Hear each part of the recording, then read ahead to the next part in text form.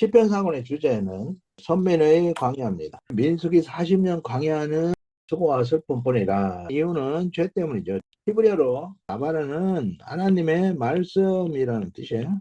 그러니까 광야 40년은 하나님의 말씀을 듣는 시간이라 하는 것이죠. 요한복음 1장 1절에서 말씀은 곧 하나님이다. 그래서 하나님과의 만남과 교제를 통해서 우리는 하나님을 바라보고 사는 하나님께 향한 자, 구약에서는 향한 자를 해바라기로, 신약에서는 히브리서 12장 3절에 주발하기로 말씀하고 있죠. 그래서 광야를 주신 이유는 성화훈련이 되는 거죠. 두 번째 중요한 것이 구조죠. 90에서 94장은 광야 실패사. 실패사를 표현한 것이 전복된 교회입니다. 하나님의 왕관인 교회가 거꾸로 되어 있어요. 전복을 말하죠. 완전히 뒤집어져 버린 거죠. 95편에서 106편까지는 가나안 입성 준비. 이것은 회복된 교회죠. 95에서 100편까지 여기는 신정시가 있어요. 하나님 통치죠. 101에서 106편에는 이스라엘의 언약사, 폐역사, 은혜사 회고가 있고 찬양하는 내용이 있습니다. 그림은 한눈에 보도록, 한눈에 보면은 쉽게 이해하고 오래 기억하도록 보여준 것입니다. 왜 실패를 하게 됐냐 하면은 하나님께서는 올라가 차지하라. 그래서 가나안 땅을 차지할 수 있는 가장 최적의 위치로 인도에 가셨어요. 그런데 믿음 없는 자들이 정탐꾼을 파송하는 거예요. 12정탐꾼, 정탐 기간은 40일입니다. 이렇게 해가지고 정탐꾼들이 이제 가게 되는 거죠. 메뚜기 컴플렉스에 걸려가지고 그들은 기골이 장대하고 우리는 그들 앞에 메뚜기 같고 성은 견고하고 높고 우리는 도저히 이길 수 없다, 할 수 없다. 그래서 돌아가자는 거죠. 불신앙입니다. 그런데 여호수아와 갈렙은 우리보다 크고 강하고 성도 높고 그런 건 다 사실이지만 하나님이 함께 하심으로 그들은 우리의 밥이다. 왜냐하면 하나님이 하신다. 올라가 차지하자. 믿음 고백. 하나님 입성의 조건은 믿음 플러스 순종. 열 정탐꾼과 이스라엘 백성들은 불신과 불순종으로 인해 가지고 돌아가자. 결국 하나님께서 40년 형벌을 내려서 광야교회가 뒤집어지는, 전복되는 그런 역사를 보여주고 있습니다. 90편은 날아가는 인생, 순식간 인생, 모세의 기도이고 민족 애가입니다. 첫 번째는 풀 같은 인생을 말해요. 풀은 아침에 꽃이 피어 가다가 저녁에는 시들어 마른 아이다. 이스라엘 백성 200만을 끌고 광야 40년 동안 살았던 모세의 고통은 말할 수가 없을 거예요. 결국 슬픈 인생을 말하면서 하나님의 긍휼을 호소하는 민족 애가가 되는 거죠. 두 번째는 날아가는 인생. 우리 연수가 70이요. 강건하면 80이라도 그 연수의 자랑은 수고와 슬픔뿐이요. 신속히 가니 우리가 날아가나이다. 우리의 연수는 수고와 슬픔뿐, 수고와 슬픔뿐의 인생을 살아가고 있는 것이죠. 모세는 하나님께 긍휼 호소, 여호와여 돌아오소서. 언제까지니까 죄의 종들을 불쌍히 여기소서. 결론은 불쌍히 여기소서. 하나님의 긍휼 호소가 우리의 기도의 주 내용이 아닐까 생각이 됩니다.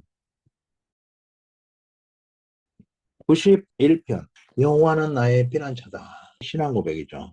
피난처, 요새 같은 말이에요. 반석이라는 말 또는 산성이시다. 하나님의 보호 아래 들어가는 거죠. 하나님의 보호 아래 들어가는 자, 지존자를 거처로 삼은 자, 절대 안전. 지존자를 거처로 삼은 자에게는 절대 안전하다. 올무, 전염병이, 공포나 화살이나 재앙이나 이런 모든 것으로부터 우리를 보호해 주신다는 말씀이죠.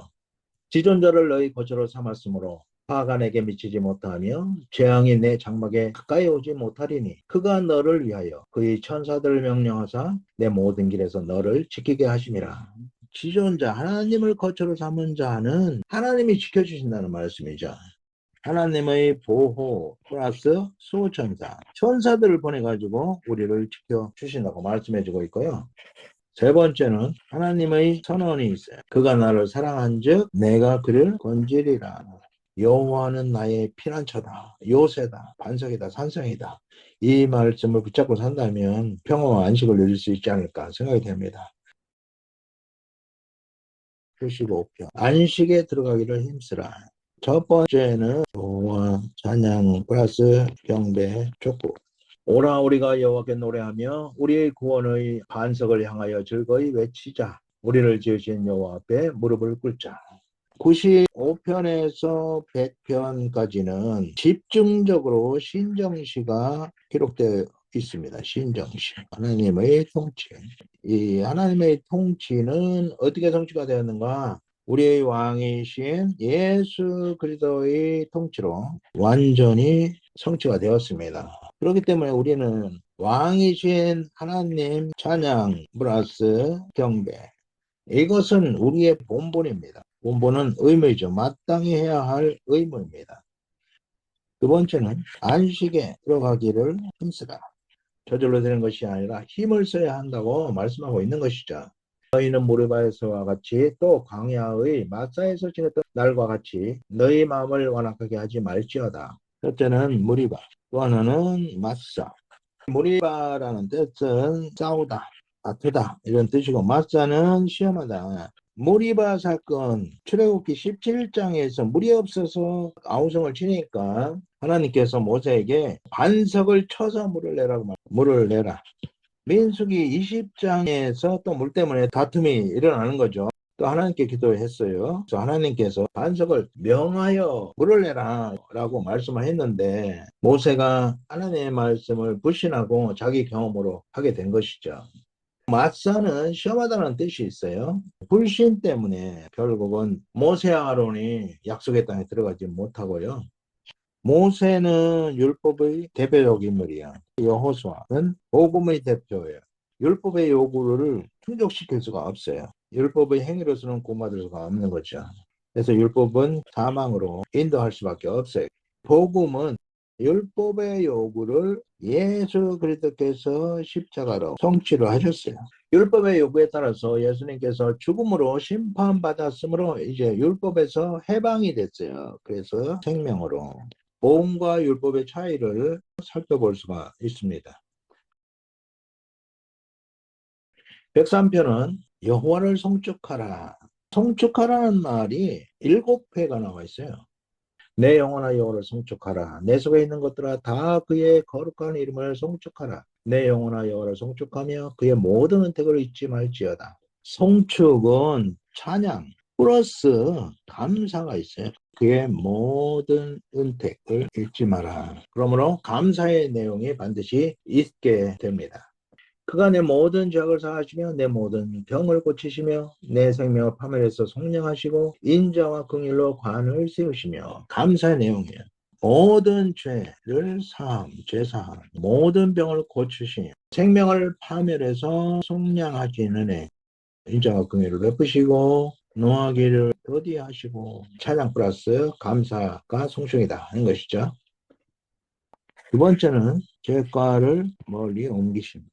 공이 서에서 먼 것 같이 우리의 죄과를 우리에게서 멀리 옮기셨으며 이는 그가 우리의 체질을 하시며 우리가 단지 먼지뿐임을 기억하심이로다. 종이 서에서 먼 것 같이 죄를 완전 제거, 우리의 체질을 아시고 체질상 우리는 범죄하고 살 수밖에 없는 체질을 가지고 있어요. 완전 타락했기 때문에. 그래서 하나님은 완전 무결하게 죄를 제거해야만 했습니다. 우리의 체질을 아시기 때문에 하나님께서 완전히 죄를 제거하셨다. 네 번째는 모든 피조물을 향해서 송축을 촉구하는 내용입니다. 여호와의 지으심을 받고 그가 다스리시는 모든 곳에 있는 너희여 여호와를 송축하라. 내 영혼아 여호와를 송축하라. 천군 천사 모든 피조물 여호와 송축 명령에게 주신 모든 은혜를 잊지 말라는 것이죠. 하나님께 감사와 찬양, 이것은 우리의 선택권이 없는 의무입니다. 예고편은 이스라엘의 언약서 회복, 언약에 근거한 구원 찬양. 그의 거룩한 이름을 자랑하라. 여호와를 구하는 자들은 마음이 즐거울지로다. 그의 거룩한 이름을 자랑하라. 전도죠. 복음 전파.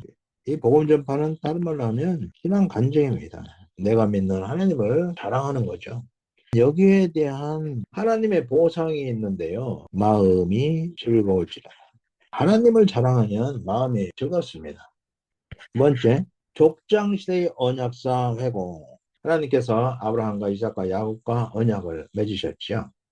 내가 가나안 땅을 내게 주어 너희에게 할당된 소유가 되게 하리라 하셨다. 그때 그들의 수가 적어 그 땅의 나그네가 되었고, 하나님께서 가나안 땅을 주기로 약속을 해줬어요. 그런데 그들의 수가 적어 나그네로 살았습니다. 그래서 약속의 땅을 주기 위해서는 백성의 수가 많아야 되기 때문에 요셉을 미리 보내가지고 애굽 총리가 되게 하시고 야곱 가족 70명이 애굽에 이민을 가게 하신 것이죠. 400년의 시간이 흐르니까 출애굽을 하게 된 거죠. 여호와께서 자기의 백성을 크게 번성하게 하사 번성 70명이 200만으로 신정 국가 건립이 된 거죠.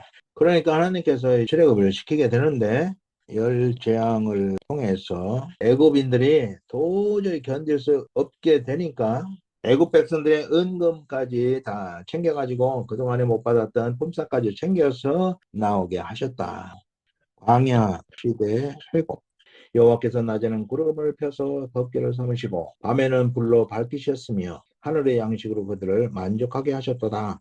낮에 햇빛을 가려주시고 밤에 불기둥으로 보호해주시고 메추라기 만나 먹을 것과 식수를 공급해주시고 가나안 정복 싸워본 적도 그리고 무기도 없는 이들이 가나안 강대국들을 다 쳐서 물리치고 하나님께서 약속의 땅을 소유하게 해주셨다 하는 은혜 회고 내용이 되겠습니다. 이스라엘의 언약사를 통해서 하나님께서 이스라엘 백성들에게 얼마나 큰 은혜를 베풀어 주셨는가, 하나님의 은혜를 기억하도록 한 시편입니다. 결론적으로 하나님은 이스라엘 백성들을 선택했을 뿐 아니라 하나님이 통치하심으로써 이스라엘 백성이 가나안에 정착하게 하시고 땅을 따라가서 바벨론을 통해서 심판하셨지만 그들이 하나님께 돌아옴으로 하나님께서 그들을 다시 회복했다. 결국 하나님은 이스라엘 백성들을 버린 적이 없죠. 이스라엘 백성들은 하나님을 버렸을지라도 언약을 깨뜨렸을지라도 하나님은 그것을 붙드시고 끝까지 참으시고 마침내 구원하시는 구원의 역사를 시편 4권을 통해서 볼 수가 있습니다.